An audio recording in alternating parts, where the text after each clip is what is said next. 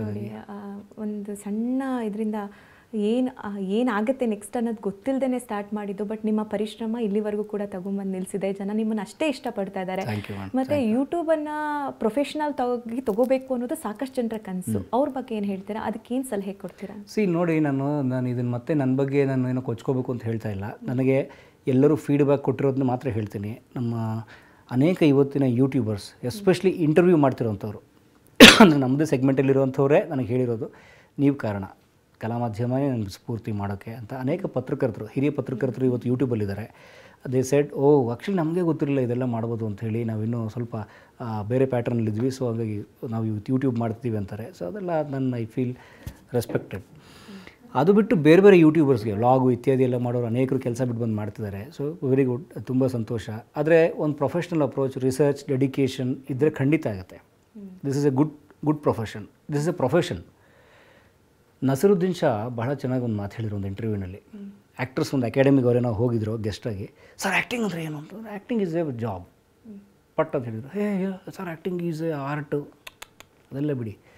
ಒಬ್ಬ MBA ಮಾಡೋಕ್ಕೆ ಎಷ್ಟು ವರ್ಷ ಬೇಕೋ ಸರ್, ಅದೇ ಒಂದಷ್ಟು ವರ್ಷ ಮಾಡಿ ಆಮೇಲೆ 1-2 ವರ್ಷ ಡಿಗ್ರಿ. ಸೇಮ್ ವೇ ಇವತ್ತು ನೀನು ಆ್ಯಕ್ಟಿಂಗ್ ಹಂಗಾಗಿ ಮಾಡ್ತೇನೆ, ನಾಳೆ ಆ್ಯಕ್ಟರ್ ಆದರೆ ನೀನೊಬ್ಬ ಫ್ಲಾಪ್ ಆ್ಯಕ್ಟರ್ ಆಗ್ತೀಯ. ನೀನು ಅದಕ್ಕೊಂದು ತಯಾರಿ ಮಾಡಿಕೊಂಡು ನೀಟಾಗಿ ತಯಾರಾಗಿ ಒಂದಷ್ಟು ವರ್ಷ ಆ್ಯಕ್ಟಿಂಗ್ ಕಲಿತು, ಅದನ್ನು ನಾಟಕದಲ್ಲಿ ಕಲಿತೀಯೋ, ಅಕಾಡೆಮಿಲಿ ಕಲಿತೀಯೋ, ಎಲ್ಲಿ ಕಲಿತೀಯೋ, ನೀನು ಹಣೆ ಬರ ಬಂದು ಸಣ್ಣ ಪಾತ್ರ ಮಾಡಿ ಆಮೇಲೆ ಬಂದು ಏನೋ ಮಾಡಿ ಬೆಳೀತಿಲ್ಲ. MBA ಹಾಗೆ ತಾನೇ ಮಾಡ್ತೀರಿ. ಈಗ 1ನೇ ಕ್ಲಾಸಿಗೆ ಸೇರ್ಕೋತೀರಿ, ಅವತ್ತು ಯಾಕೆ MBA ಮಾಡಿಲ್ಲ ನೀವು? ಅಥವಾ 10th ಸ್ಟ್ಯಾಂಡರ್ಡ್ ಟೈಮಲ್ಲಿ ಯಾಕೆ MBA ಮಾಡಿಲ್ಲ ನೀವು? MBA ಮಾಡೋಕ್ಕೆ ನಿಮ್ಗೆ ಒಂದು 15-16 ವರ್ಷ ಆಗಿದೆ ಅಲ್ವಾ? ಸೇಮ್ ವೇ ಇಲ್ಲೂ ಕೂಡ ನಿಮ್ಗೆ 10 ವರ್ಷ time ಬೇಕಿಲ್ಲಿ.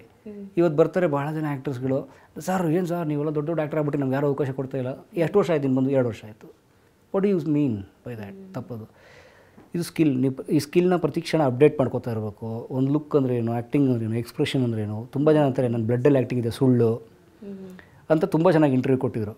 Same way YouTube also, this is A pure skill, purest skill, like any other technical skill. Because ಒಂದು ಇಂಟರ್ವ್ಯೂ ಸ್ಕಿಲ್ ಇದೆ, ಫಸ್ಟ್ ಆಫ್ ಆಲ್ ಅವ್ರ ಜೊತೆ ಮಾತಾಡೋಕ್ಕೊಂದು ಸ್ಕಿಲ್ ಇದೆ. ಜಸ್ಟ್ ಫೋನ್ ಮಾಡಿ ಸರ್ ನಾನು ಇಂಥವನ್ನೊಂದು ಹೇಳೋಕ್ಕೊಂದು ಸ್ಕಿಲ್ ಇದೆ. ಇಂಥವನ್ನೊಂದು ಹೇಳಿದ್ಮೇಲೆ ನೀವು ನಿಮ್ಮ ಬಗ್ಗೆ ನನಗೆ ಇದು ಗೊತ್ತು ಅಂತ ಹೇಳಬೇಕು. ಅವ್ರ ಇಂಟರ್ವ್ಯೂ ಕೇಳಬೇಕು, ನಾವು ಅವ್ರ ಮನವೊಲಿಸ್ಬೇಕು, ಆಮೇಲೆ ಹೋಗಬೇಕು, ಶೂಟ್ ಮಾಡೋಕ್ಕೊಂದು ಸ್ಕಿಲ್ ಇದೆ. ನಾನು ಕ್ಯಾಮ್ರಾ ವರ್ಕ್ ಇವತ್ತು ಮಾಡದೇ ಇರ್ಬೋದು, ನನ್ನ ಟೀಮ್ ಇರ್ಬೋದು, ಬಟ್ ಅವ್ರ ಕೆಲಸ ನಾನು ಹೇಳಬೇಕಲ್ಲ ಇದನ್ನು ಮಾಡಬೇಕು ಅಂತ. ಎಡಿಟ್ ಮಾಡಿಸ್ಬೇಕು, ನಂಗೆ ಎಡಿಟಿಂಗ್ ಬರುತ್ತೆ, ನಾನು ಮಾಡ್ತೀನಿ, ನನ್ನ ಮೆಡಿಟರ್ಗಳು ಇದ್ದಾರೆ, ಅವ್ರ ಹತ್ರ ವರ್ಕ್ ತೊಗೋಬೇಕಲ್ಲ ನಾನು. ಸೊ ಅದಕ್ಕೊಂದು ಒಳ್ಳೆ ತಮ್ನೈಲ್ ಮಾಡಬೇಕು. ಸೊ ಇದೆಲ್ಲವೂ skills, we have to learn it. ಆದರೆ ಇವತ್ತು ಮೊಬೈಲ್ಗಳಲ್ಲೂ ಕೂಡ ಸಾಧ್ಯ ಆಗ್ತದೆ. ಆದರೆ ಅದರಲ್ಲೂ ಕೂಡ ಈ ಸ್ಕಿಲ್ಸ್, ಇದೇ ಸ್ಕಿಲ್ಸ್ ಬೇಕಿರೋದು. ಕ್ಯಾಮ್ರಾದಲ್ಲಿ ಮಾಡೋದನ್ನು ಮೊಬೈಲಲ್ಲಿ ಮಾಡ್ತಿರೋದು ಎಷ್ಟೋ ಜನ. ಸೊ ಅದಕ್ಕೂ ಅದೇ ಸ್ಕಿಲ್ ಬೇಕಿರೋಂಥದ್ದು. ಹಾಗಾಗಿ ಭಾಳ ಜನ ಅಂತಾರೆ ಇದು ಸರ್ ನೀವು ನೋಡಿ ಈಗ 6200 ವೀಡಿಯೋಸ್ ಇದೆ ನಮ್ಮದು ಇವತ್ತಿಗೆ. ಅರೌಂಡ್ 21 ಲಕ್ಷ ಜನ ಸಬ್ಸ್ಕ್ರೈಬರ್ ಆನ್ ಯೂಟ್ಯೂಬ್. ಅರೌಂಡ್ ನಮ್ಮ ರಾಜ್ಯದಲ್ಲೇ ದೇಶದಲ್ಲೇ ಅನಿಸುತ್ತೆ ಇಷ್ಟೊಂದು ವೀಡಿಯೋಸ್ಗಳು. ಅಂದರೆ ಒಬ್ಬ ವ್ಯಕ್ತಿ ಇಂಡಿವಿಜುವಲ್ ಆಗಿ ಮಾಡಿರೋದು. ದೇಶದ್ದು ನನಗೆ ಡೌಟ್ ಇದೆ, ಗೊತ್ತಿಲ್ಲ, ಅಂದರೆ as an individual YouTuber. But ರಾಜ್ಯದಲ್ಲಂತೂ ಬಹುಶಃ ನಾವೇ 6200 ಇಂಡಿವಿಜುವಲ್ ಯೂಟ್ಯೂಬರಲ್ಲಿ ನಾವೇ ಇರೋವಂಥದ್ದು. ಫೇಸ್ಬುಕ್ಕಲ್ಲಿ ಒಂದು 7 ಲಕ್ಷ, ಇಲ್ಲೊಂದು 21 ಲಕ್ಷ, ಅಂದರೆ ಒಂದು 28 ಲಕ್ಷ ಫಾಲೋವರ್ಸ್ ಇರೋವಂಥದ್ದು. ಪ್ಲಸ್ 6200 ಸಬ್ಸ್ಕ್ರೈಬರಲ್ಲಿ ಒಂದು 300 ವೀಡಿಯೋ ನಾನು ವೇಸ್ಟ್ ಮಾಡಿದ್ದೀನಿ. ಅದು ವೇಸ್ಟ್ ಅಂದರೆ ಅದು ವೇಸ್ಟ್ ಅಲ್ಲ, ಹಾಕಿ ಟ್ರೈ ಮಾಡಿ, ವರ್ಕ್ ಆಗುತ್ತೋ ಇಲ್ವೋ ಟ್ರೈ ಮಾಡಿ, ಇದು ವರ್ಕ್ ಆಗಲ್ಲ, ಇದು ವರ್ಕ್ ಆಗಲ್ಲ ಅಂತ ಟ್ರೈ ಮಾಡಿ, ಅಥವಾ ಈ ಪ್ಯಾಟರ್ನ್ ಮಾಡಿದ್ರೆ ವರ್ಕ್ ಆಗುತ್ತೆ, ಈ ಪ್ಯಾಟರ್ನ್ ವರ್ಕ್ ಆಗ್ತಿಲ್ಲ ಇದಕ್ಕೆ ಅನ್ನೋದು ಟ್ರಯಲ್ ಆ್ಯಂಡ್ ಎರರ್ 300 ಎಪಿಸೋಡ್ ಮಾಡಿದ್ದೀವಿ ನಾವು, 300 ಎಪಿಸೋಡ್ಸು. ಅದು ಬೇರೆ ಯಾರಿಗಾರು ಹೇಳಿದ್ರೆ ಸುಳ್ಳು ಹೇಳ್ತೀರಿ ನೀವು ನಮಗೆ, ಅಂದರೆ ನೀವು ನಮ್ಗೆ ಡಿಸ್ಕರೇಜ್ ಮಾಡೋಕ್ಕೆ ಹೇಳ್ತೀರಿ. ಹಂಗಿರಲ್ಲ ಅದು. ನಾನು ನೋಡಿ ಮೊನ್ನೆ ಯಾರೋ ಒಬ್ರು ಲೇಡಿ ಫೋನ್ ಮಾಡಿದರು, ಸರ್ ಮೋಸ ಸರ್ ಯೂಟ್ಯೂಬು ಅಂದರು. ಯಾಕಮ್ಮ ಏನಾಯಿತು ಅಂತ. ಏನು ಸರ್ ವಿಡಿಯೋ ಹಾಕ್ತಾ ಇದ್ದೀನಿ, ಯಾರೂ ನೋಡ್ತಾ ಇಲ್ಲ, ನನ್ನ ಯೂಟ್ಯೂಬ್ ಬೆಳೆಸ್ತಾನೆ ಇಲ್ಲ ಸರ್, ಏನಾದ್ರು ಸೀಕ್ರೆಟ್ ಹೇಳಿರಿ. ಏನು ಸೀಕ್ರೆಟ್? ಏನೂ ಇಲ್ಲಮ್ಮ ಸೀಕ್ರೆಟ್ ಅದರಲ್ಲಿ ಅಂದರೆ. ಕಂಟಿನ್ಯೂಸ್ ಎಫರ್ಟ್ ಒಂದೇ ಸೀಕ್ರೆಟು, ಜನಕ್ಕೆ ಅದು ಇಷ್ಟ ಆಗಬೇಕು, ಮತ್ತು ಹಾಕಿ ಯೂಟ್ಯೂಬ್ ಆಲ್ಗೋರಿದಮ್ಸ್ ಅದನ್ನು ಪಿಕ್ ಮಾಡಬೇಕು. ಎಷ್ಟು ವೀಡಿಯೋ ಮಾಡಿದ್ರಿ? 8 ವೀಡಿಯೋ ಆಗ್ತದೆ ಸರ್, ಯಾವುದೂ ಓಡಿಲ್ಲ ಸರ್. ಎಲ್ಲಿದ್ದೀರಿ ನೀವು? ಇಮ್ಯಾಜಿನ್ ಮಾಡಿ, ಒಂದು ವೀಡಿಯೋ ಹಾಕಿದ ತಕ್ಷಣ ಅದು ಲಕ್ಷಗಟ್ಟಲೆ ವ್ಯೂ ಆಗಿ ಹಣ ಬಂದು ಎಲ್ಲ ಆಗಿದ್ರೆ ಇಡೀ ಜಗತ್ತು ಯೂಟ್ಯೂಬರ್ಸ್ ಇರ್ತಿದ್ರು. ಇಡೀ ಜಗತ್ತಲ್ಲಿ ನಿಂತವರೆಲ್ಲ ಯೂಟ್ಯೂಬರ್ಸ್ ಇರೋರು. ಬಿಕಾಸ್ ಅದು ಹಾಗಿಲ್ಲ ಅನ್ನೋ ಕಾರಣಕ್ಕೆ ಒಂದು ಮಿತಿ ಇದೆ ಅಲ್ವಾ. ಈಗ ನಟನೆ ಮಾಡ್ತೀನಿ, ಆ್ಯಕ್ಟ್ ಮಾಡ್ತೀನಿ ಅಂತ ಬರೋರೆಲ್ಲರೂ ಸ್ಟಾರ್ಸ್ ಆಗಿದ್ದರೆ ಸ್ಟಾರ್ ಬೆಲೆ ಇಲ್ಲಿತ್ತು ಇವತ್ತು. ಆ ಬರುವ ಕೋಟಿ ಜನದಲ್ಲಿ ಯಾರೋ ಒಬ್ಬ ಸ್ಟಾರ್ ಆಗೋ ಕಾರಣಕ್ಕೆ ಅಥವಾ ಯಾರೋ ಒಬ್ಬ ಫೇಮಸ್ ಆಗೋ ಕಾರಣಕ್ಕೆ ಅದ್ರ ಬಗ್ಗೆ ಇವತ್ತಿಗೂ ಕುತೂಹಲ ಇದೆ. ಸೊ ಹಾಗಾಗಿ ಅದು ಇರೋಂಥದ್ದು ಅಂದರೆ ಪ್ರೊಫೆಷ್ನಲ್ ಕಲಿಕೆ, ಪ್ರೊಫೆಷ್ನಲ್ ಅಪ್ರೋಚ್. ಆಮೇಲೆ ಬಹಳ ಮುಖ್ಯವಾಗಿ ನಾನು ನಂಬಿರುವ ಫಿಲಾಸಫಿ ನಿರಂತರ ದುಡಿಮೆ. ಇನ್ನು ಕಲಾ ಮಾಧ್ಯಮ ಇದುವರೆಗೆ ನಾವು ನೋಡಿದ ಹಾಗೆ, ಅದೇ ಹೇಳಿದ ಹಾಗೆ ಸಾಕ್ಷ್ಯಚಿತ್ರ ಆಯಿತು, ಆಮೇಲೆ ಹಿರಿಯ ಕಲಾವಿದರ ಸಂದರ್ಶನ ಆಯಿತು, ಹೋಮ್ ಟೂರ್ ಆಯಿತು, ಬೇರೆ ಬೇರೆ ಭಾಗಕ್ಕೆ ಹೋಗಿ ಅಲ್ಲಿನ ಜೀವನ, ಜನಜೀವನ ಮತ್ತು ಅಲ್ಲಿನ ಪರಿಸ್ಥಿತಿ ಅದೆಲ್ಲದ್ರ ಬಗ್ಗೆ ತೋರಿಸ್ಕೊಟ್ಟಿದ್ದೀರಾ. ನೆಕ್ಸ್ಟ್ ಏನು ನಿರೀಕ್ಷೆ ಮಾಡ್ಬೋದು? ಇದಂತೂ ನಿರಂತರ ಇರುತ್ತೆ. ಇದಂತೂ ಐ ಥಿಂಕ್ ನಮ್ಮದು ಸಿಂಗಲ್ ಮೋಟೋ ಏನು ಅಂತಂದರೆ, ಕರ್ನಾಟಕದ ಮಟ್ಟಿಗೆ ಕರ್ನಾಟಕದ ಕಲೆ, ಸಂಸ್ಕೃತಿ, ಬದುಕುಗಳು, ಇಲ್ಲಿನ ಆಚಾರ ವಿಚಾರಗಳು ಎಲ್ಲವನ್ನು ಸಂಬಂಧಪಟ್ಟಾಗಿ ಒಂದು ವಿಡಿಯೋ ದಾಖಲೀಕರಣ ಇರಬೇಕು.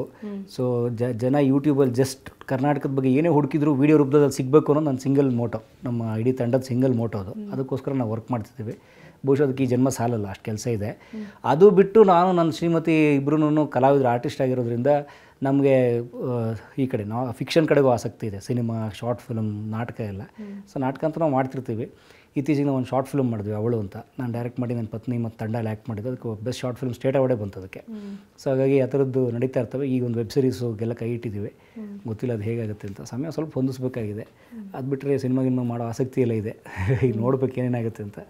ಬಟ್ ಅದು ಎಲ್ಲ ಏನೇ ಮಾಡಿದ್ರು ನಮಗೆ ನಮ್ಮ ರಂಗಭೂಮಿ ಕಲಿಸಿರೋ ಬೇಸಿಕ್ಸ್ ಇದ್ದೇ ಇರ್ತವೆ. ಅವೆಲ್ಲವನ್ನು ಇಟ್ಕೊಂಡೇ ಮಾಡುವಂಥದ್ದು. ಹಾಗಾಗಿ ಆ ತಳಹದಿ ಮೇಲೆ ನಡೀತಾ ಇದ್ದೀವಿ ನಾವು ಸದ್ಯಕ್ಕೆ. ನೀವೇನು ಅಂದ್ಕೊಂಡಿದ್ದೀರಾ ಅದೆಲ್ಲವೂ ಕೂಡ ಆಗಲಿ, ನಿಮಗೆ ಇನ್ನಷ್ಟು ಹೊಸ ಹೊಸ ಸಿನಿಮಾಗಳು ಸಿಗಲಿ, ಸೀರಿಯಲ್ಸ್ಗಳು, ನಿಮಗೆ ನಟನೆ ಬಗ್ಗೆ ಇಂಟ್ರೆಸ್ಟ್ ಇರೋದ್ರಿಂದ ನೀವೇನು ಅನ್ಕೋತಿರೋ ಅದೆಲ್ಲವೂ ಕೂಡ ಆಗಲಿ. ಕಲಾ ಮಾಧ್ಯಮ ಇನ್ನೂ ಹೆಚ್ಚು ಜನರು ಸಬ್ಸ್ಕ್ರೈಬ್ ಆಗಲಿ, ಇನ್ನೂ ಹೆಚ್ಚು ಜನರ ಪ್ರೀತಿ ನಿಮಗೆ ಸಿಗಲಿ ಅಂತ ನಾವು ಕೂಡ TV9ಇಂದ ಆಶಿಸ್ತೀವಿ. ತುಂಬ ತುಂಬ ಧನ್ಯವಾದ. ನನಗಿದು ಬಹಳ ಗೌರವದ ಕ್ಷಣ. ಯಾಕೆಂದರೆ ನನ್ನ ಸಂದರ್ಶನಗಳು ಅನೇಕರು ಮಾಡಿದ್ದಾರೆ, ಅವರೆಲ್ಲರೂ ದೊಡ್ಡವರೇ. ಆದರೆ TV9 ಬಗ್ಗೆ ನನಗೆ ಭಾಳ ದೊಡ್ಡ ಗೌರವ ಏನು ಅಂತಂದರೆ, ನಾವು ಇಡೀ ಸಮಾಜವನ್ನು, ಸಾಮಾಜಿಕ ವಿಚಾರಗಳನ್ನು, ಇಲ್ಲಿನ ಪ್ರಸಕ್ತ ವಿದ್ಯಮಾನಗಳನ್ನು ಗಮನಿಸ್ತಿದ್ದ ಸಮಯದಲ್ಲಿ ದೂರದರ್ಶನ, ಅದಾದ ನಂತರ ಉದಯ TV ಅಥವಾ TV ಬಂತು. ಅದಾದ ನಂತರ ಬಂದಂತಹ ನ್ಯೂಸ್ ಸೆಗ್ಮೆಂಟಲ್ಲಿ 24/7 ಅನೇಕ ವಿಚಾರಗಳನ್ನು ತಿಳಿಸಿದ್ದು TV9. ಸೊ ಇದ್ರ ಬಗ್ಗೆ ನನ್ನ ಕುತೂಹಲ, ಬೆರಗು, ಆಶ್ಚರ್ಯ, ಗೌರವ, ಅಭಿಮಾನ ಎಲ್ಲವೂ ಇದೆ. ಅಂಥವ್ರು ನಮ್ಮನ್ನು ಇವತ್ತು ಕರೆಸಿದ್ರೆ, ಮಾತಾಡಿಸೋ ಸಮಯ ಕೊಟ್ಟರೆ, ನಮ್ಮ ಜೊತೆ ಮುಕ್ತವಾಗಿ ಮಾತಾಡಿಸೋಕ್ಕೆ ಅವಕಾಶ ಕೊಟ್ಟರೆ, ನನ್ನ ಕೆಲವು ಬಾಲಿಶ ಅನುಭವಗಳನ್ನು ಹೇಳೋಕ್ಕೆ ಪ್ರಯತ್ನ ಪಟ್ಟಿದ್ದೀನಿ. ತಪ್ಪಿದರೆ ಕ್ಷಮೆ ಇರಲಿ. ನಾನು ಯಾವುದನ್ನು ಈ ಮತ್ತೆ ಡಿಸ್ಕ್ಲೇಮರ್ ಹೇಳ್ತೀನಿ, ಯಾವುದನ್ನು ನನ್ನ ಬಗ್ಗೆ ಹೇಳ್ಕೋಬೇಕು ಅಂತ ಹೇಳಿಲ್ಲ. ಇಷ್ಟು ನನ್ನ ಮಾತುಗಳಿಂದ ಯಾರಿಗಾದರೂ ಒಂದೆರಡು ಓಕೆ ಇದು ನನ್ನಲ್ಲಿದ್ದ ಸಮಸ್ಯೆಗೆ, ಅನುಮಾನಕ್ಕೆ ಪರಿಹಾರ ಅಂತ ಅನಿಸಿದ್ರೆ ಸಂತೋಷ. ಉಳಿದಂತೆ ನೀವು ಇದನ್ನು ನೋಡಿದ್ದಕ್ಕೆ ಸಂತೋಷ. ಹಾಗಾಗಿ ಥ್ಯಾಂಕ್ ಯು ಸೋ ಮಚ್ ಮಧು ಅವರೇ, ತಮಗೂ ಕೂಡ ಮತ್ತೊಮ್ಮೆ ಕಾರ್ಯಕ್ರಮಕ್ಕೆ ಬಂದಿದ್ದು ಥ್ಯಾಂಕ್ ಯು. ಇಲ್ಲಿರುವ ಎಲ್ಲ ತಾಂತ್ರಿಕ ತಂಡದವ್ರಿಗೂ ಧನ್ಯವಾದ. ಯಾಕಂದರೆ ಬಿಹೈಂಡ್ ಸ್ಕ್ರೀನ್ ಸ್ಟಾರ್ಸ್ ಅವರೆಲ್ಲ ತಾಳ್ಮೆಯಿಂದ ಕೂತು ಎಲ್ಲ ನೋಡ್ತಿರ್ತಾರೆ. ಪ್ರತಿಯೊಬ್ಬರಿಗೂ ಧನ್ಯವಾದ. ಇಲ್ಲಿನ ಕಾಫಿ ನಂಗೆ ಭಾಳ ಇಷ್ಟ ಆಯಿತು. Thank you. ನಮಸ್ಕಾರ. Thank you.